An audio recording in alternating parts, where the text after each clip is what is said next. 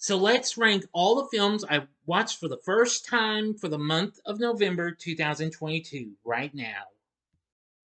Big D's Entertainment Rankings and Reviews. So, greetings, my fellow YouTubers, and welcome to Big D's Entertainment Rankings and Reviews. My name is Doyle, better known to as the Big D, and this time around, I'm going to give to you another ranking. It's going to be my November 2022 first time watches. I watched a total of 26 films, so I am going to go rapid fire for the first 16 and then talk about the top 10. Okay? Now these are going to be some surprising what have you, but I hope you will enjoy this as best as you will. Well, you get that point, all right? So, anyway, there's going to be a lot of them. So, if you're ready, let's start the rankings. Sit back, relax, and here we go. Number 26 is Maniac Cop 3 The Badge of Silence from 1992. This one's not too bad. I saw the theatrical version. I know there's an unrated cut of the film. If I can find it one day, I might look into it if I watch all these films again. I'm not gonna talk too much, but it's my first time of seeing the Maniac Cop trilogy. We'll find out where the second and first ones wind up later on. This one's kind of the weakest, but it still has a few pretty good kills, though. Number 25 is Honk for Jesus, Save Your Soul. This came out a few months ago on Peacock, the same time it came to theaters. This didn't do too well. This film's okay and what have you. I do like the performance. I do think the main characters' performances were not too bad. I don't know if I'm going to do a spoiler for a review of this. It's about this couple who tries to save their church and what have you. I thought I had some fun moments though. Number 24 is Hellraiser 2022. I recently did a review of this. This is a sort of a reboot of the 1987 film, and while some say it's pretty loyal to the actual story from Clive Barker, I will say that this does have some pretty bloody bits and what have you, but some of the characters were rushed, and I wasn't too thrilled with that. And if you haven't seen my review of this yet, check it out. This film's pretty good. Number 23 is Family Camp. This came out early this past summer. This didn't do too well at the box office. This film's pretty funny in ways, but it kind of loses a little bit of its funniness later on. But anyway, the characters are kind of hit or miss, but I still have fun blast with most of this anyway. I watched this on Prime. Number 22 is 13 Fanboy from last year. This is a pretty good film. Sorry if I've got this so low, but anyway, it's a Friday the 13th spin-off film. It has several Friday the 13th cast members and several people who play Jason in this about one character who's out to kill them all. Maybe if I give us another chance, I might review it one day. Stay tuned. Number 21 is Missing Link from 2019. This film was pretty funny and what have you about this guy who's out to find the Sasquatch, aka Bigfoot, and tries to take him out to who he thinks is his own kind, but apparently they're, well, abominable snowmen, though. But I'll explain more when I do a review of this one day. Number 20 is Doom Asylum from 1987. This is a pretty fun feel horror flick. It's pretty good. And I like that it has a young Kristen Davis long before Sex and the City. It's pretty fun, what have you. I'll think of rewatching and maybe reviewing it sometime down the road. But I like the bad guy in it, though. Number 19 is John Carpenter's Escape from LA from 1996. Since after seeing Escape from New York a few times, I finally found the sequel to this and checked it out. It's pretty good. While the film unfortunately bombed at the box office, but even though it made just as much as its predecessor, Kurt Russell's still pretty good as Snake and what have you. And the rest of the cast isn't too bad either. Number 18 is Vacation Friends from last year in 2021.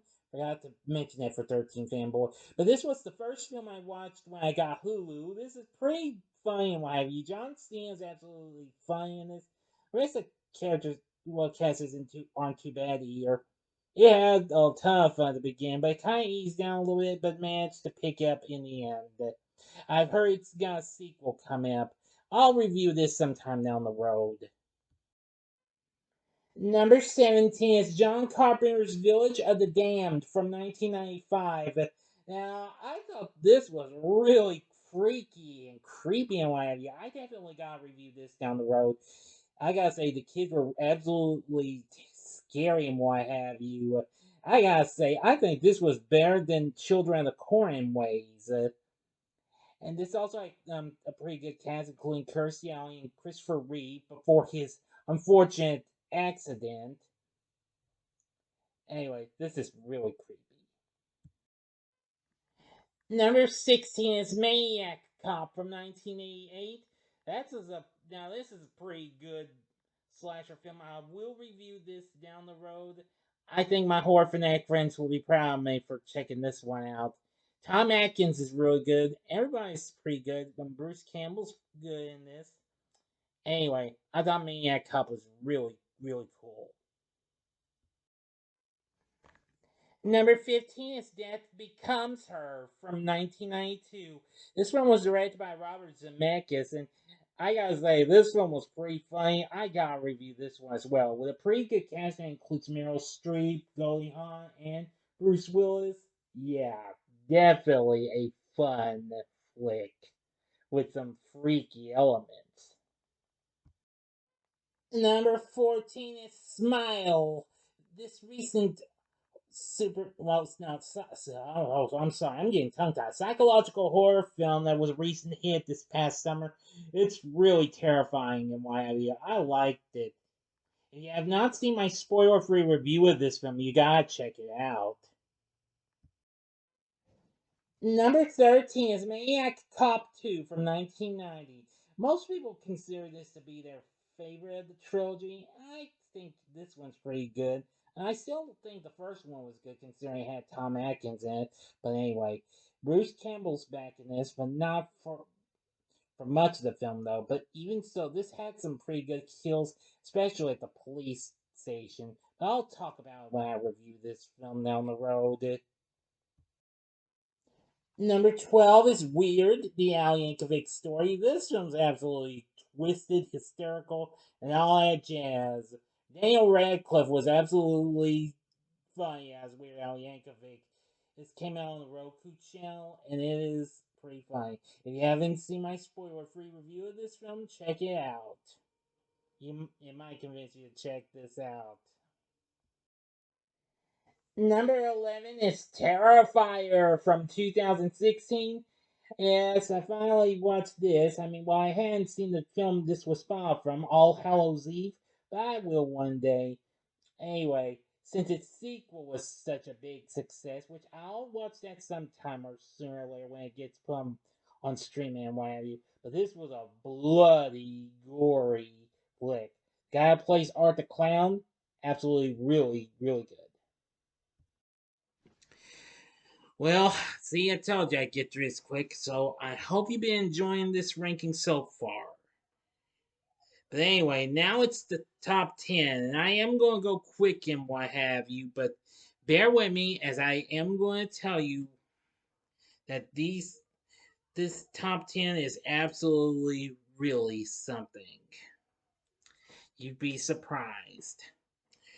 But anyway, I think it's going to be just fine. But hey, we're all entitled to our opinions, thank you. So now, if you're ready, let's keep this ranking going. Coming in at number 10 is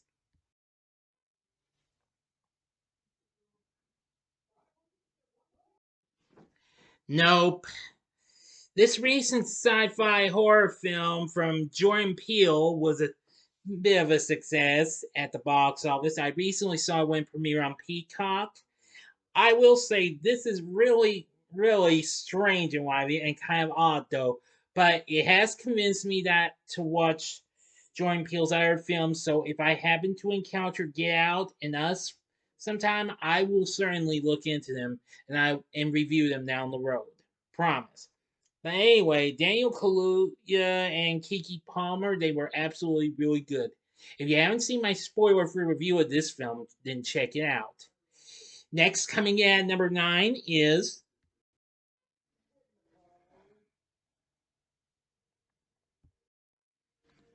Slumberland. Now, this new take on Little Nemo's adventures in Slumberland was not too bad than I thought it would be. Jason Momoa was absolutely very funny. But I gotta say, I love the performance young Marlo Barkley gave us as Nemo. Anyway, I thought it was pretty good. If you haven't seen my spoiler-free review on that film, then check it out. Slumberland is not too bad and what have you. Now, coming in at number 8 is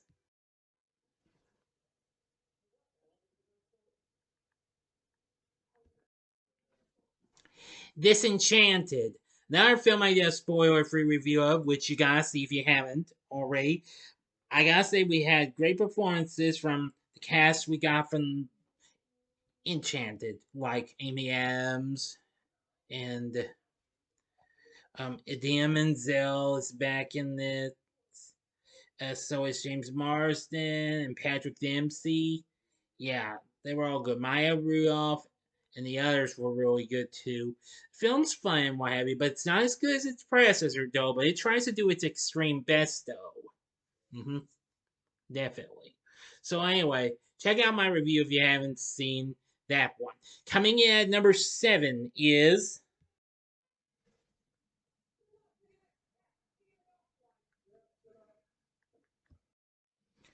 Prey.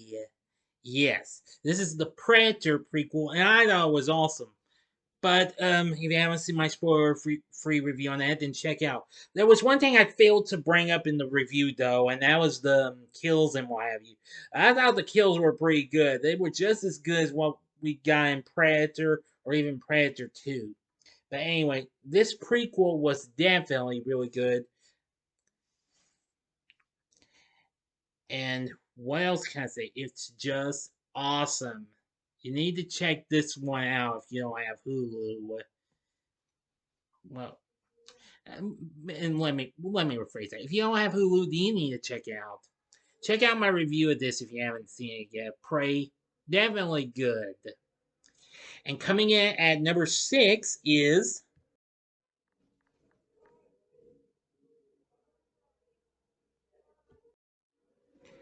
Pearl. Now, though I have not reviewed X yet, I am going to down the road, but now and then I'll review this one. This is a prequel to X, and while I did like that film, but I'm going to try and get it and rewatch it, and maybe my opinion will change on it. It was still probably one of the most freakiest and most scary, well, intense, scary films I've seen this year so far. But this film comes up right up there. I gotta say, I'll give you a quick impressions on it. Ty West did a great job on directing this, and Mia Goth did a great job on her performance as a titular character, and she did a good job writing the story with Ty West as well. And I gotta say, it was so colorful in some of this. But I'll talk more about it when I do a review of it. Pearl, definitely really good. And now for the top 5. Coming in at number 5 is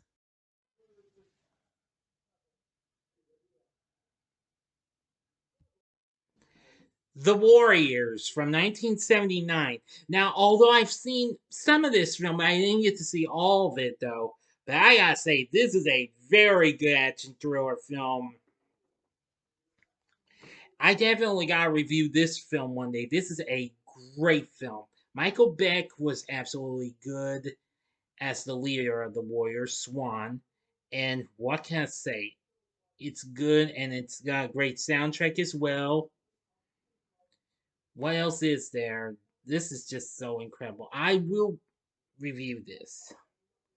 But anyway, some of the action sequences were absolutely awesome. I mean, and the fight in the men's room was definitely very cool. So the Warriors, I'm going to say, is very awesome. And coming in at number 4 is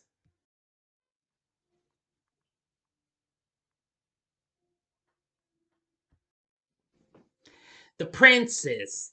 This is a very, very intense chick flick that is totally badass. If you haven't seen my spoiler-free review of this, then definitely gotta check it out.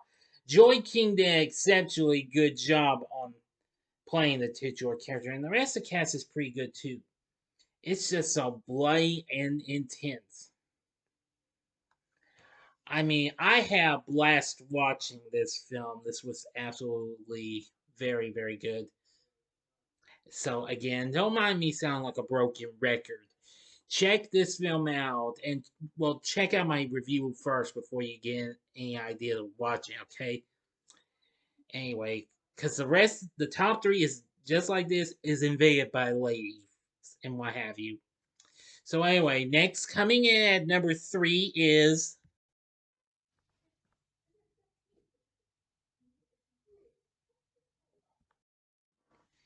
Enola Holmes 2.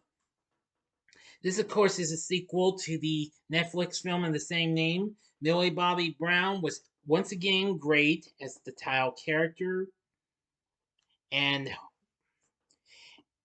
we got Henry Cavill back as Sherlock Holmes. And they were all really good and what have you. Again, like the first film, the titular character always breaks the fourth wall, speaking to us who's watching. Oh boy. What else can I say? Enola Holmes 2, I enjoyed this just as much as the first film. And I'm hoping they'll continue on and give us another one. But let's not try and jump to any conclusions or something like that. But Enola Holmes 2 is great. If you haven't seen my spoiler-free review of that film, then check that one out too. And now for the final two, and this was a tough decision to make because we got a superhero flick and a real film that and a real story that was inspired by a great love tragedy. Mhm. Okay, but again, this is just my decision, why have you. So coming in at number 2 is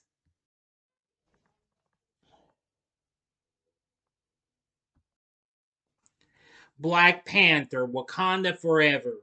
Now, I will say that while despite Chadwick Boseman passed away a few years back, well, I wished that for the best of luck we'd get someone to, well, take over the mantle of the Black Panther, and we did. But I won't tell you, see my spoiler free review of it. Where I really don't give much details on, well, who take the role. Well, you'll just have to see. Excuse me, everyone. But I will say that it's pretty good, and it was pretty long too, but it was still pretty exciting and fun in some parts. So I hope for the best of luck they try and do another one. We'll see. But anyway, the cast was pretty good, and some of the action and lots of the action bits were pretty good too. So I think it was pretty fun. What have you? Doesn't quite come close to as good as its predecessor, but it manages to be a good film anyway. And finally, coming in at number 1, my number 1 first time watch of November 2022 is